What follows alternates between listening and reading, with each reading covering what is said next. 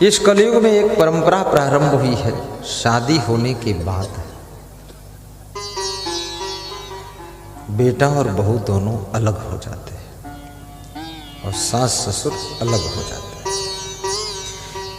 इतना उत्पात मचाते हैं कि सास ससुर को हिम्मत हार जाना पड़ता है। आखिरी में वो सिलेंडर हो जाते हैं कि अब भाई तुम अलग हो जाओगे।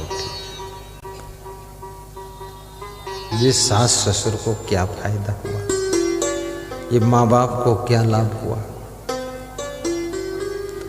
अब ये सोचते हैं बेटे बहू की हम बड़े होशियार हैं, चतुर हैं, अलग हो गए, कौन बूढ़ों के झंझट में पड़े। पर इनको पता नहीं कि तुम भी एक दिन सास ससुर बनोगे, तुम्हारी भी पोतोहू आएगी, वो तुमसे ज्यादा चतुर निकलेगी और वो आने से पहले ही बंटवारा करके अलग कर देगी। तब पांव धरेगी जब तुम्हारा बेटा अलग हो जाएगा, तुम बुढ़ापे में अकेले पड़े रहोगे। जिस परंपरा को तुम तैयार कर रहे हो उस परंपरा का परिणाम तुमको भी भोगना पड़ेगा। इसलिए अपने घर की उन परंपराओं को तोड़कर खत्म कीजिए जो गलत हैं और अच्छी परंपराओं का निर्माण करिए और माँ बाप के साथ सास ससुर के साथ में गम खा करके रहिए, ताकि तुम जब सास ससुर बनो, माँ बाप बनो, तो तुम्हारा बेटा और तुम्हारी पतोहू भी तुम्हारे साथ गम खा कर रह सके।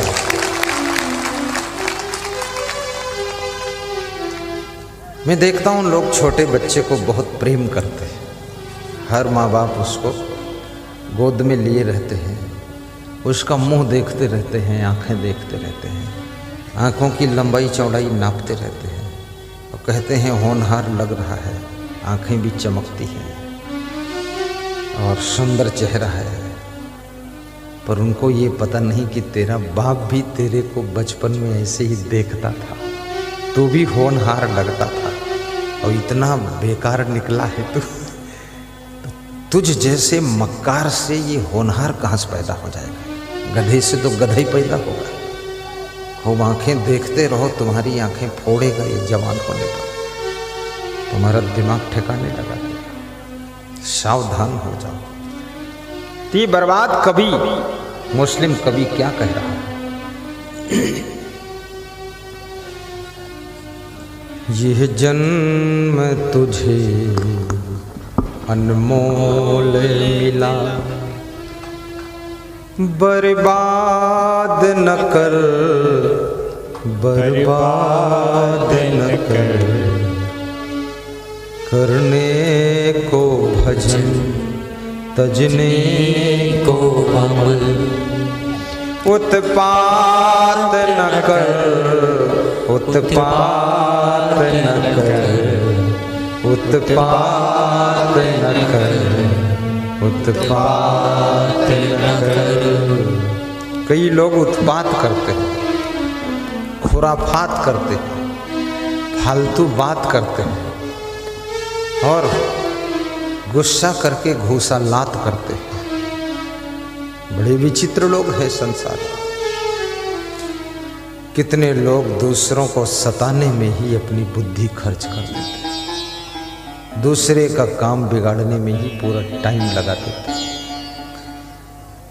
अपना काम बनाने की फिक्र नहीं, रोज यही गणित बिठाते हैं कि अगले आदमी का किस तरह से नुकसान पहुंचाऊं। और जो दूसरों को नुकसान पहुंचाने की प्लानिंग करता है, ये कुदरत बिना प्लानिंग के उसका नुकसान कर देती है। और दूसरों को जो फायदा पहुंचाने की प्लानिंग करता है, दूसरों को फायदा पहुंचाने से पहले ही कुदरत उसको फायदा पहुंचा देती है।